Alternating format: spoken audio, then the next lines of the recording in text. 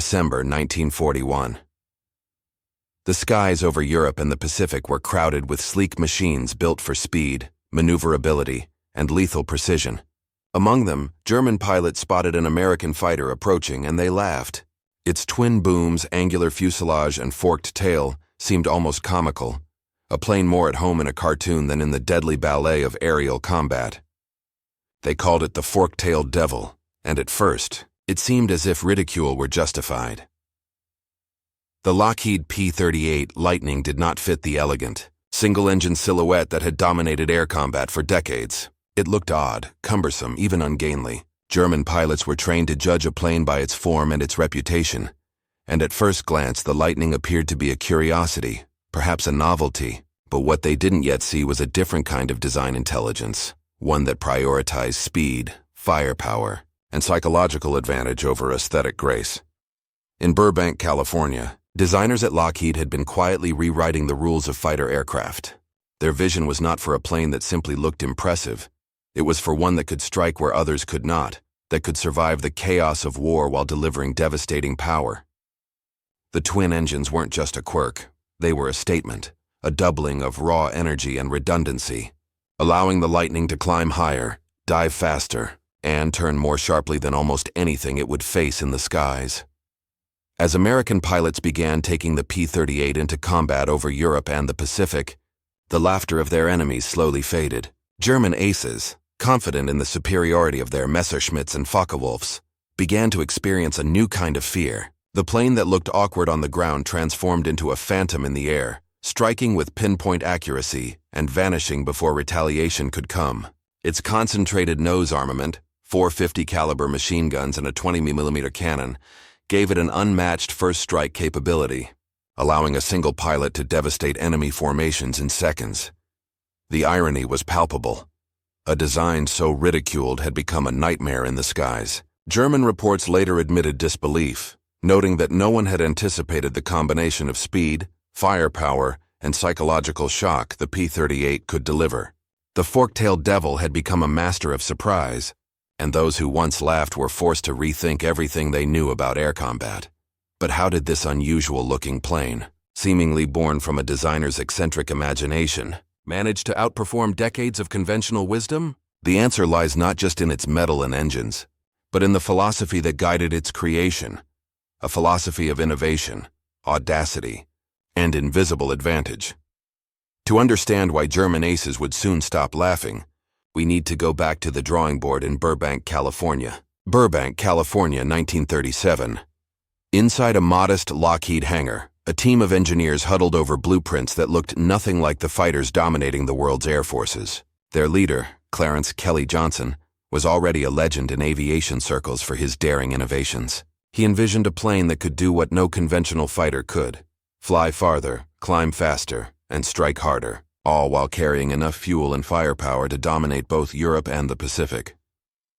The United States Army Air Corps was desperate. With war clouds gathering overseas, America needed a long-range, high-speed interceptor that could escort bombers deep into enemy territory. Existing fighters were fast, yes, but they could not stay aloft long enough to protect strategic missions, nor could they deliver concentrated firepower in a single decisive burst. Johnson's team proposed a radical solution: a twin-engine fighter with a unique twin-boom design and a central nacelle for the pilot and weapons, a layout that would confound both engineers and skeptics. At first glance, the design seemed reckless. Twin engines on a fighter were unconventional, introducing weight, complexity, and potential points of failure. Traditionalists scoffed at the idea of a plane with a forked tail and tricycle landing gear, a configuration that went against decades of aerodynamic orthodoxy. Yet Johnson and his team argued that these choices were not arbitrary. Twin engines provided redundancy. If one failed, the other could keep the plane airborne. The twin booms improved stability and allowed the nose to house all weaponry in a concentrated frontal package. The tricycle gear made takeoffs and landings more manageable, particularly for the long-range missions the Air Corps envisioned. The gamble was immense. The Army Air Corps had to decide whether to embrace an untested, unorthodox design, or continue relying on conventional fighters that were already proving themselves in limited combat scenarios. They chose risk over comfort, betting that innovation would outweigh tradition. Production contracts were signed, and the Lockheed engineers began building what would soon become one of the most unusual yet deadly aircraft of the Second World War. But engineering a revolutionary fighter was one thing, making it fly was another. When the first prototype, the XP-38, finally lifted off the runway, it did so with trepidation and tension gripping every technician and pilot on the field.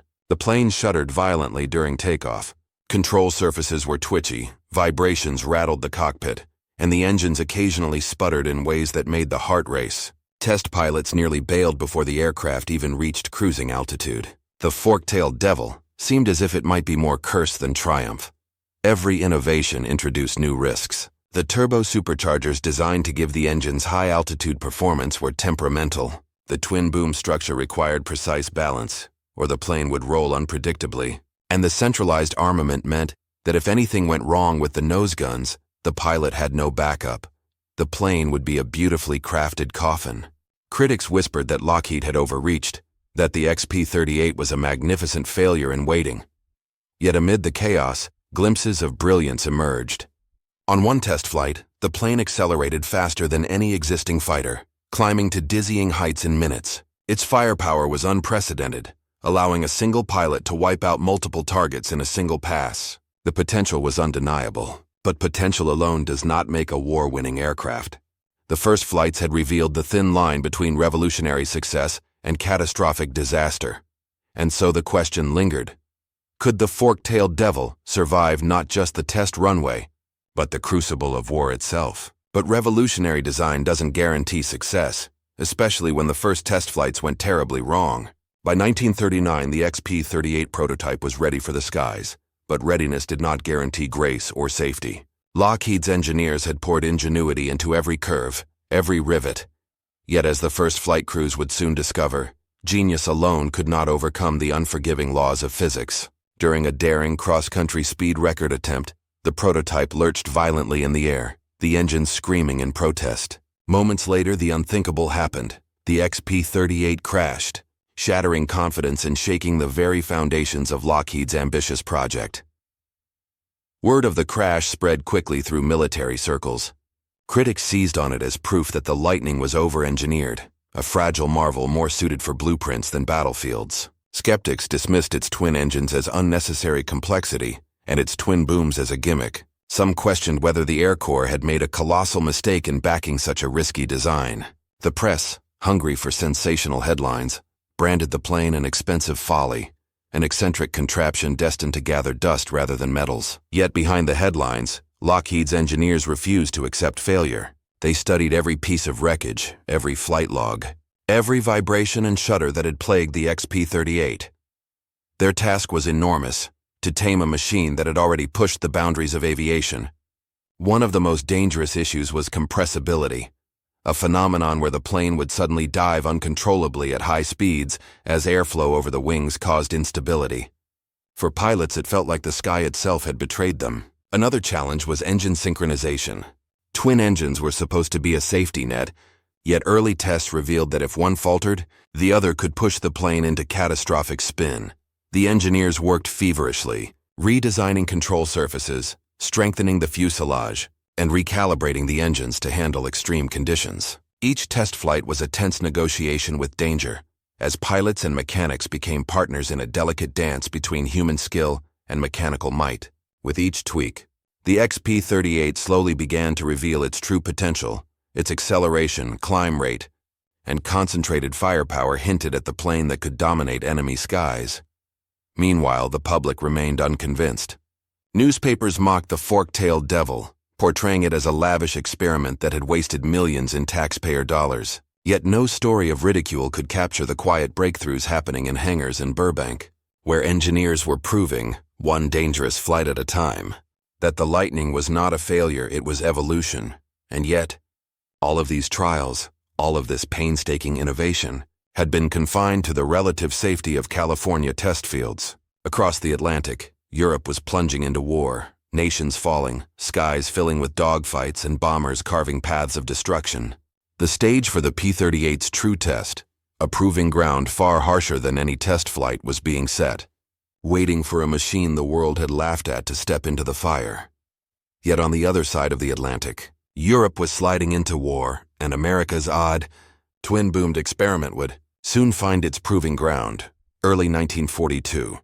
The first P-38 Lightnings began arriving at airfields. In the United Kingdom, their sleek, angular forms cutting an unusual figure against the gray skies of wartime England. American pilots, eager yet cautious, prepared to take the fork-tailed devils into combat, stepping into a theater that had already tested the limits of every aircraft the Allies had deployed. Across the continent, German pilots were quick to notice the newcomers. Their response was predictably derisive. Doppelschwanz-Teufel, they called it, the double-tailed devil.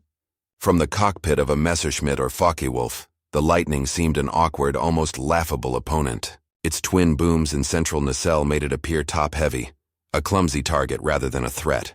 Yet appearances, as the Luftwaffe would soon discover, were deceiving. Initial encounters revealed both the promise and the peril of the Lightning. Pilots reported that the aircraft, while stunning on paper, struggled in Europe's cold, high-altitude conditions. Engines would sometimes falter in the biting air, and the plane's handling at the thin altitudes above the North Sea was tricky, especially for crews still learning the idiosyncrasies of twin-engine flight. Dogfights with experienced Luftwaffe aces were brutal, exposing the limitations of a design still in its infancy. Some missions ended in frustration, with pilots forced to retreat after misjudging speed or climb rates, their confidence shaken by the plane they had been told was revolutionary. Yet even in these early struggles, glimpses of the P-38's genius emerged. Its concentrated nose armament allowed pilots to fire with extraordinary accuracy, eliminating the need to converge guns during attack runs. Its speed in a straight line often let it outrun pursuing fighters once the Lightning could gain a level of altitude, and when fully warmed up, its twin engines provided a reliability that single-engine fighters could not match, an asset that would prove critical in long-range escort and reconnaissance missions. European skies were harsh teachers. Pilots learned that the Lightning demanded respect. A misjudged dive or a lapse in coordination could prove fatal. Yet those who mastered its quirks began to see the aircraft not as a curiosity, but as a weapon of psychological terror. German observers who had mocked the plane began to see it in a new light. Its silhouette, once a source of ridicule, now struck unease in seasoned Luftwaffe crews. The P-38's first European sorties were a baptism of fire, a mixture of failure and triumph that would shape its legend. Its promise had been tested against the harsh realities of war, and while it had faltered at times, it had also proven that American innovation could compete with, even unsettle, the most experienced enemy pilots. If the Lightning faltered in Europe, it would get a second chance in a very different theater of war. By 1942, the P-38 Lightning had found a theater that suited it perfectly. The sprawling expanse of the Pacific Ocean, dotted with islands and distant airfields, demanded a fighter with range, speed, and resilience, and in this environment, the Lightning excelled.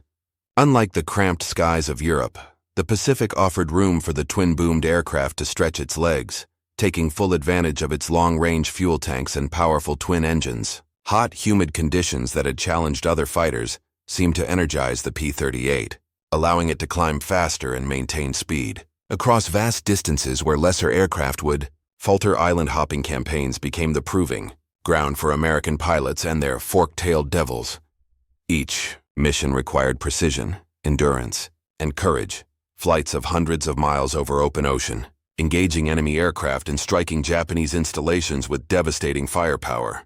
The P-38's centralized nose guns made it uniquely effective in these strikes, allowing pilots to hit ships, airfields, and convoys with a single, concentrated burst. Its long legs allowed it to escort bombers deeper into enemy territory than any other fighter, reshaping what was possible in aerial strategy. It was here that the legends of the Lightning truly took flight. Richard Bong, America's top ace, mastered the P-38 with surgical precision, tallying an extraordinary number of victories while exploiting the plane's speed, climb rate, and firepower. Thomas Maguire, another ace, demonstrated the Lightning's ability to dominate in both dogfights and hit-and-run raids, pushing the aircraft to its limits and beyond. Their stories were not just about numbers. They were about a partnership between pilot and machine, a synergy that transformed an unconventional design into an instrument of fear for the Japanese. The P-38's twin engines also proved vital in the Pacific. Over open ocean, one engine failure could be catastrophic for lesser fighters. But the Lightning's redundancy meant that pilots could limp back to base with a single engine, often saving both pilot and aircraft. This reliability encouraged aggressive tactics, allowing Americans to strike deeper, faster, and with more confidence than ever before. Its speed enabled intercept missions across vast distances, while its firepower ensured that each attack could decisively end the engagement in moments, before the enemy could respond. Yet the Lightning was more than just a mechanical advantage. It became a psychological weapon. Japanese pilots quickly learned that engaging the P-38 required caution, patience, and an understanding that a miscalculated move could be fatal. The plane's reputation grew, and with it the legend of American air power. The fork-tailed devil that once seemed awkward and comical in Europe now inspired both awe and fear in the Pacific skies. But the P-38's greatest challenge was yet to come. Its extraordinary speed and long range made it the ideal candidate for a mission that sounded almost impossible, intercepting an enemy admiral hundreds of miles from any friendly base, striking at the heart of enemy command where no other fighter could reach. But its greatest test of speed and range would come in a mission that sounded impossible, intercepting an enemy admiral flying hundreds of miles from safety. April 18, 1943. In a secure room deep within U.S. intelligence headquarters, a team of cryptographers pieced together a secret that would alter the course of the Pacific War. Using painstaking code breaking, American analysts had intercepted and decrypted Japanese communications, revealing the exact flight schedule of Admiral Isoroku Yamamoto, the architect of the Pearl Harbor attack, the man whose strategies had brought devastation to the Pacific. For the first time, the Allies had a chance to strike at the brain behind the Empire's naval might. The plan that emerged was as audacious as it was dangerous. The mission required a fighter that could travel over 400 miles of open ocean, strike with precision, and return without refueling, a feat few aircraft of the era could achieve. The P-38 Lightning was the only plane capable of such a long-range interception. Its twin engines and large fuel capacity made the journey possible, while its concentrated nose armament ensured a single, decisive strike could destroy the target. The fork-tailed devil that German pilots had mocked now became the linchpin of a bold operation that would test both machine and men to their limits. 18 Lightnings, flown by some of America's best pilots, took off from Henderson Field on Guadalcanal, racing toward Bougainville at first light. The pilots navigated with precision, relying on calculations and maps to guide them across hundreds of miles of featureless ocean. Every second of the flight demanded focus. One miscalculation could mean death in the Pacific, far from any friendly airfield. The tension was palpable, the stakes higher than any typical dogfight. As Yamamoto's transport plane appeared on the horizon, the P-38 swooped down in perfect formation. In a matter of minutes, the engagement was over. Bullets tore through the enemy aircraft, and Yamamoto, the mastermind of Pearl Harbor, was killed. The mission was a stunning demonstration of the P-38's capabilities. Long-range precision, speed, and concentrated firepower executed flawlessly under extreme pressure. It was a victory that resonated far beyond the Pacific, a testament to American ingenuity, courage, and the unseen advantage of intelligence combined with innovation. News of the operation spread rapidly. Across the Pacific it became legend. The audacity of the strike, the daring of the pilots, and the effectiveness of the P-38 cemented its reputation as a game-changing aircraft. The fork-tailed devil had transformed from an oddity into a weapon capable of toppling even the most elusive targets. Yet while the Lightning was cementing its fame in the Pacific, Europe was watching closely. German pilots who had once dismissed its shape and mechanics as laughable were beginning to reassess what this American fighter could accomplish. The lessons learned in the Pacific would soon influence tactics, morale, and perceptions across the Atlantic. News of the mission spread like wildfire. But across Europe, the Lightning's reputation was about to change forever. By late 1943, the P-38 Lightning had returned to Europe, transformed. Lessons from early deployments and relentless engineering tweaks had refined the aircraft into a fighter capable of matching, and often surpassing, the Luftwaffe's most skilled pilots. New engines delivered greater power at high altitudes, while heated cockpits and improved oxygen systems allowed American pilots to operate comfortably over the frigid skies of northern Europe. Dive recovery flaps gave the plane control and stability during high-speed descents, turning a previous liability into a tactical advantage. With these upgrades, the Lightning assumed a new role, bomber escort.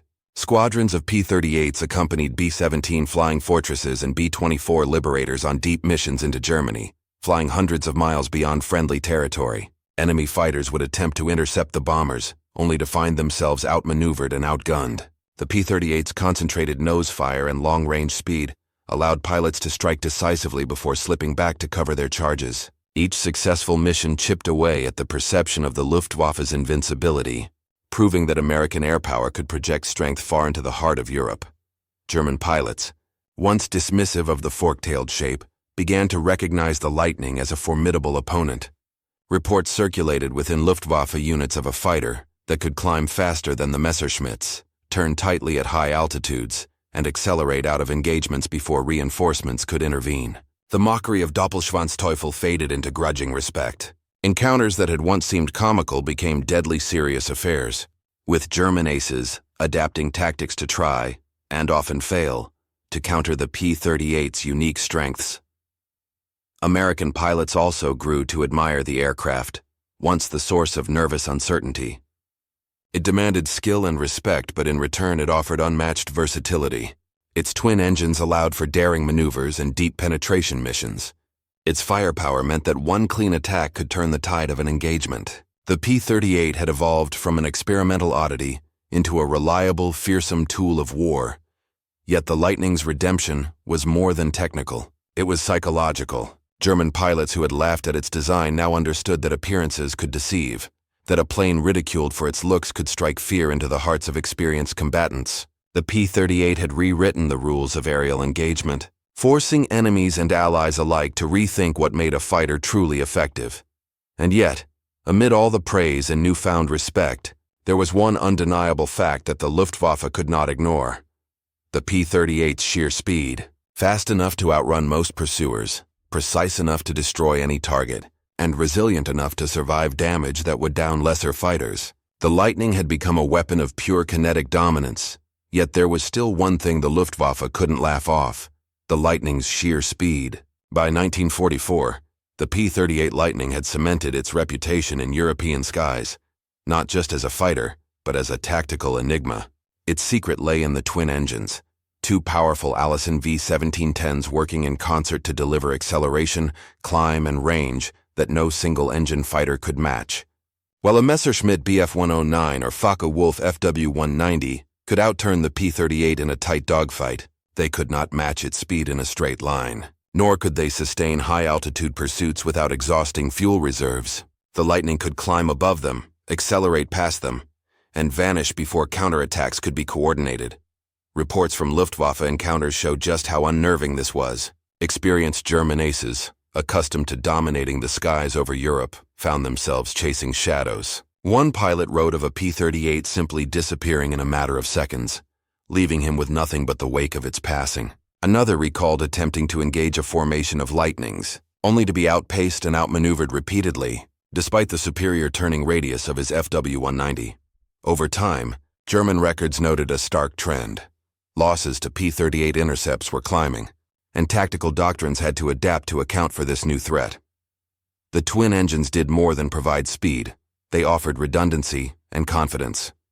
A Bf-109 with a damaged engine often became a sitting target. A P-38 could lose one engine and still limp back to base, preserving both pilot and plane. Combined with its firepower, high-altitude performance, and long range, the Lightning was not just survivable, it was almost untouchable when handled with skill. For American pilots, this meant the ability to take calculated risks, strike deep into enemy territory and return home, rewriting what was possible for bomber escorts and intercept missions. German airmen who had once mocked the fork-tailed devil had little room for ridicule by now. Respect, albeit grudging, replaced laughter. Encounters became cautious, measured, and often defensive. Tactical manuals were updated to warn pilots about the Lightning's acceleration out of dives, its ability to close in at speeds few fighters could match, and its uncanny ability to dominate in engagements where strategy and precision mattered more than raw agility. Yet for all its technical brilliance, the P-38's legend was built not just on engineering, but on moments of human skill. Pilots exploiting speed, timing, and surprise in ways that stunned even the most experienced Luftwaffe crews. Stories circulated of German formations being caught off guard by lightnings appearing seemingly out of nowhere, executing attacks and disappearing before anyone could respond. The psychological impact was profound. The plane that had once been laughed at was now a specter haunting enemy pilots. A constant reminder that appearances could deceive and that innovation could shift the balance of power in an instant. And while German pilots begrudgingly respected it, one mission would prove just how unstoppable the Lightning could be. By 1944, the P-38 Lightning had become the backbone of long-range escort missions over Europe. Its remarkable range allowed American pilots to accompany B-17 and B-24 bombers all the way to Berlin and back, a feat that no other fighter of the era could match. These missions pushed the limits of both aircraft and crew, demanding precision navigation, constant vigilance, and unyielding courage. For many bomber crews, the sight of a formation of fork-tailed Lightnings approaching meant not just protection, but hope. The longest escort missions tested the P-38 like nothing else. Pilots flew over hostile territory for hours at a time, encountering flak, enemy fighters, and the ever-present threat of mechanical failure. Yet the Lightning's twin engines and durable airframe allowed it to endure conditions that grounded lesser planes. Its concentrated nose armament enabled it to strike decisively, clearing paths for vulnerable bombers and often tipping the scales in engagements that could have ended in disaster. Pilots came to describe the P-38 as both a lifesaver and a beast, a machine demanding respect, but capable of extraordinary feats when handled by skilled hands. The aircraft's versatility extended beyond escort duty. Reconnaissance missions, ground attacks, and interception runs were all within the Lightning's capabilities. In each role, it proved adaptable and formidable. Its psychological impact on enemy forces was also profound. German and Japanese pilots alike learned that the fork-tailed design, once mocked, represented a fighter that could strike hard, climb high, and disappear before they could respond. Stories of Lightnings appearing seemingly from nowhere, delivering precise attacks became legendary, reinforcing the aircraft's mystique and reinforcing the ingenuity of its designers. After the war, the P-38's reputation was somewhat overshadowed by the P-51 Mustang, whose sleek design and long-range performance captured the public imagination. Yet among those who had flown the Lightning, admiration never waned. Veterans recalled its raw power, reliability, and the confidence it inspired on missions that spanned continents. For them, it was more than a machine. It was a trusted companion in the skies, a symbol of innovation, endurance, and American ingenuity. The P-38 had rewritten the rules of aerial combat. It had forced enemies to reconsider conventional tactics, challenged pilots to master a demanding but rewarding machine, and achieved missions previously thought impossible. Its legacy lives not just in the tales of aces like Richard Bong and Thomas Maguire, but in the lessons of innovation, audacity, and the unseen advantage, the engineering insights and human skill that turned an unconventional design into a legend of war. So, why is the Lightning remembered less today than the Mustang, despite rewriting the rules of aerial combat? December 1941. German pilots laughed when they first saw it, an ungainly silhouette, forked tail glinting in the sun, a design so strange it seemed like a mistake. To them it was a curiosity, an aircraft unworthy of fear. But war has a way of stripping away illusions, and as the years unfolded, the laughter faded. The plane that once drew ridicule became a predator in the skies, feared not for how it looked, but for what it could do. The Lockheed P-38, Lightning had claimed its revenge, not with words but with speed, firepower, and the undeniable truth of survival. It is one of history's great ironies, mocked at its birth, legendary at its peak. The fork-tailed devil earned its name not from appearance, but from the dread it inspired in those who faced it head-on. Pilots who dismissed it as clumsy soon discovered its devastating precision, its ability to strike before they could react, its uncanny habit of appearing out of nowhere and vanishing just as quickly. The P-38 was not just an airplane, it was a statement. A declaration that innovation does not have to look comfortable, that true power often hides in forms the world isn't ready to accept. Its legacy stretches far beyond the dogfights of Europe and the island campaigns of the Pacific. In aviation design, it proved that range mattered, that a fighter could escort bombers across continents and oceans, rewriting the playbook of modern air power. It showed that redundancy, in the form of twin engines, could mean the difference between death and a second chance. It validated the philosophy of concentrated firepower, giving pilots the ability to decide battles in seconds rather than minutes. The Lightning was not perfect. It demanded skill, patience, and respect. It punished recklessness. It tested the limits of both engineers and aviators. But when mastered, it became something greater than the sum of its parts, a machine that turned the tide in skies where defeat once seemed inevitable. And perhaps the greatest lesson of all lies not in its engineering, but in its story. The P-38 is proof that the most important advantage is often invisible at first glance. That innovation rarely arrives wrapped in elegance. That the ideas ridiculed today may become the legends of tomorrow. For the pilots who flew it, the Lightning was more than metal and rivets. It was a partner, a guardian, a weapon that gave them the chance to come home. For their enemies, it was a shadow that turned ridicule into fear. And for history, it remains a symbol of what happens when vision triumphs over convention. The Germans called it the fork-tailed devil, but history remembers it as the fighter that outran them all.